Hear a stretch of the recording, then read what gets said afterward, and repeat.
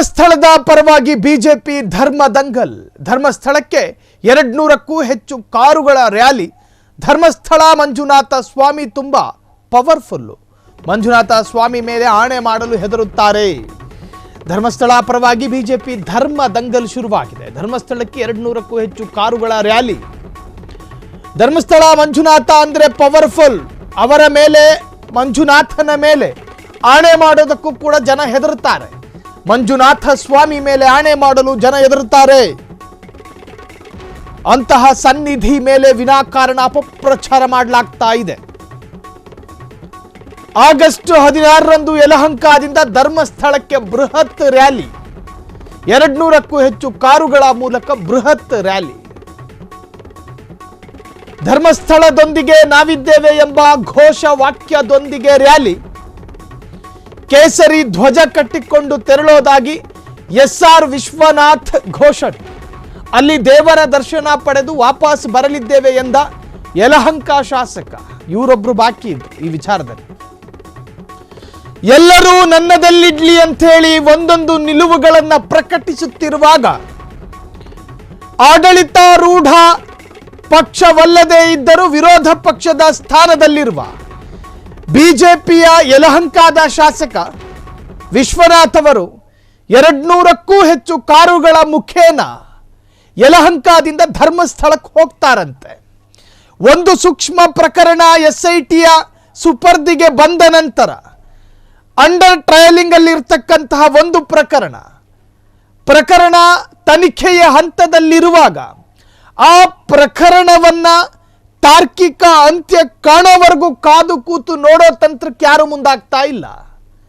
ಪ್ರಕರಣದ ತನಿಖೆ ನಡೀತಿರೋ ಹೊತ್ತಲ್ಲೇ ಒಂದಷ್ಟು ರಾಜಕೀಯ ಬೇಳೆ ಬೇಯಿಸಿಕೊಳ್ಳೋದಕ್ಕೋ ಅಥವಾ ಬೇರೆ ಬೇರೆ ಇರಾದೆಗಳನ್ನು ತೀರಿಸಿಕೊಳ್ಳೋದಕ್ಕೂ ಗೊತ್ತಿಲ್ಲ. ಬೆಂಗಳೂರಿನ ಯಲಹಂಕದಿಂದ ಧರ್ಮಸ್ಥಳಕ್ಕೆ 200ಕ್ಕೂ ಹೆಚ್ಚು ಕಾರುಗಳ ಮುಖೇನ ಶಕ್ತಿ ಪ್ರದರ್ಶನ ಮಾಡ್ತೀರೇನು? ದೇವರ ಪಾವಿತ್ರತೆಯನ್ನ ಹಾಳು ಮಾಡೋದಕ್ಕೆ ಭಾರತ ಮಾತ್ರವಲ್ಲ, ಜಗತ್ತಿನ ಯಾವೊಬ್ಬ ವ್ಯಕ್ತಿಯಿಂದಲೂ ಸಾಧ್ಯವಿಲ್ಲ ಅನ್ನೋ ನಂಬಿಕೆ ಸಾಮಾನ್ಯ ವ್ಯಕ್ತಿಗೂ ಇರಬೇಕಾದ್ರೆ ನೀವು ಕಾರು ರ್ಯಾಲಿಯ ಮುಖಾಂತರವಾಗಿ ಪಾವಿತ್ರತೆಯನ್ನು ಸಾಬೀತುಪಡಿಸೋದಕ್ಕೆ ಹೋಗ್ತೀರೇನು? ದೇವ ಮತ್ತು ಮನುಷ್ಯನ ನಡುವೆ ಸಾಕಷ್ಟು ವ್ಯತ್ಯಾಸಗಳಿರಬೇಕಾದ್ರೆ ಶಕ್ತಿಯ ಪಾವಿತ್ರತೆ ಹಾಳಾಗೋದುಂಟ. ಅಪಪ್ರಚಾರ, ಪ್ರಚಾರ ಇವೆಲ್ಲವೂ ಪ್ರತಿ ವಿಚಾರದಲ್ಲೂ ಕಾಮನ್ ಅಲ್ವೇನ್ರಿ? ಸಿದ್ದರಾಮಯ್ಯರನ್ನ ಬಿಡೋದಿಲ್ಲ, ಸಾಕ್ಷಾಲ್ ರಾಮನನ್ನೇ ಬಿಟ್ಟಿಲ್ಲ ಜನ ವಿಮರ್ಶೆ ಮಾಡ್ತಾರೆ. ದೇವರ ನ್ಯೂನತೆಗಳನ್ನೂ ಕೂಡ ಹುಡುಕುವ ಮನುಷ್ಯನಿಗೆ ಆರೋಪ ಪ್ರತ್ಯಾರೋಪದ ಬಗ್ಗೆ ಯಾಕೆ ತಲೆ ಕೆಡಿಸ್ಕೋಬೇಕು? ಅದರಲ್ಲೂ ಜನಪ್ರತಿನಿಧಿಗಳು ಜನಹಿತಕ್ಕಾಗಿ ಮತ್ತು ಕ್ಷೇತ್ರದ ಅಭಿವೃದ್ಧಿಗಾಗಿ ಕಾರ್ಯ ಮಾಡಬೇಕಾದ ಶಾಸಕರೊಬ್ಬರು ರ್ಯಾಲಿ ಮಾಡ್ತಾರಂತೆ. ರ್ಯಾಲಿ ಸಾಂದರ್ಭಿಕವಾಗಿ ನಾನು ಹೇಳಬೇಕಿದನ್ನು.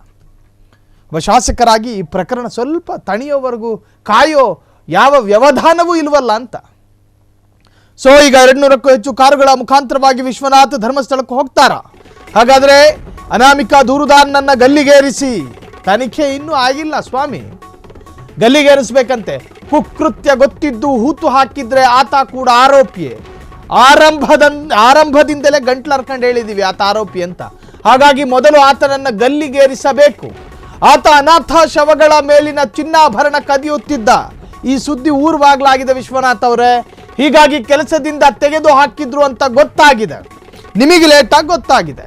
ಈಗ ಆತನಿಂದ ಮಂಜುನಾಥನ ಮೇಲೆ ಅಪಪ್ರಚಾರಗಳು ನಡೀತಾ ಇದೆ. ದೂರುದಾರನ ವಿರುದ್ಧ ಆಕ್ರೋಶ ಹೊರಹಾಕಿದ SR ವಿಶ್ವನಾಥ್. ಇವರು ಆಕ್ರೋಶಗೊಂಡಿದ್ದೇ ಲೇಟ್ ಆಯ್ತು. ಧರ್ಮಸ್ಥಳದ ವಿರುದ್ಧ 2012ಕ್ಕೊಂದು ಅತ್ಯಾಚಾರ ಪ್ರಕರಣ ದಾಖಲಾಗುತ್ತೆ ಧರ್ಮಸ್ಥಳದಲ್ಲಿ. ಆ ಅತ್ಯಾಚಾರ ಪ್ರಕರಣ ದಾಖಲಾಗಿ 2-3 ವರ್ಷ ಕಳೆಯುವುದರ ಒಳಗಾಗಿ ಧರ್ಮಸ್ಥಳದ ವಿರುದ್ಧ ಸಾಕಷ್ಟು ಪ್ರಚಾರಗಳು, ಅಪಪ್ರಚಾರಗಳು ನಡೀತಾನೆ ಬಂದಿದೆ. ಅದು ಸುಳ್ಳೋ ಸತ್ಯನೋ ಎನ್ನುವಂತಹದ್ದು ತನಿಖೆ ಈಗ ಆರಂಭ ಆಗಿದೆ. ಅಲ್ಲೊಂದು ಹೆಣಹೂತ ಪ್ರಕರಣ ಅನ್ನೋದು ಸಂಚಲನ ಮೂಡಿಸ್ತು. ಆ ಹೆಣಹೂತ ಪ್ರಕರಣಕ್ಕೆ ಸಂಬಂಧಪಟ್ಟ ಹಾಗೆ ಒಬ್ಬ ವ್ಯಕ್ತಿ ಮುಂದಾದ, ನಾನು ಹೇಳ್ತೀನಿ ನಾನೇ ಹೂತಿರೋದು ಅಂತ ಹೇಳಿ. ಹಾಗಾಗಿ ಸರ್ಕಾರ ಮತ್ತು ಇಲ್ಲಿನ ಕಾನೂನಿನ ನಿಯಮ ಅದು. ಒಬ್ಬ ಸಾಕ್ಷಿದಾರ ಎದುರು ಬಂದಾಗ ಆ ತನಿಖೆಯನ್ನು ಮಾಡಬೇಕಾಗಿದ್ದು ಸರ್ಕಾರದ ನಿಯಮ. ಹಾಗಾಗಿ ಸರ್ಕಾರ ಈಗ ಆ ನಿಯಮದಂತೆ ಆ ತನಿಖೆಯನ್ನು ಶುರು ಹಚ್ಚಿಕೊಂಡಿದೆ. ಈ ಹೊತ್ತಲ್ಲಿ ವಿಶ್ವನಾಥ್ ಅವರ ರ್ಯಾಲಿ ವಿಚಾರ ನಿಜಕ್ಕೂ ಕೂಡ ಬಹಳಷ್ಟು ಸಂಚಲನವನ್ನು ಮೂಡಿಸ್ತಾ ಇದೆ. ಕ್ಷಣ ಕ್ಷಣದ ಸುದ್ದಿಗಳಿಗಾಗಿ ಫ್ರೀಡಂ ಟಿವಿ ಸಬ್ಸ್ಕ್ರೈಬ್ ಮಾಡಿ, ಲೈಕ್ ಮಾಡಿ ಹಾಗೂ ಫಾಲೋ ಮಾಡಿ. ಹೊಸ ಸುದ್ದಿಗಳ ನೋಟಿಫಿಕೇಶನ್ಗಾಗಿ ಬೆಲ್ ಐಕಾನ್ ಮೇಲೆ ಕ್ಲಿಕ್ ಮಾಡಿ.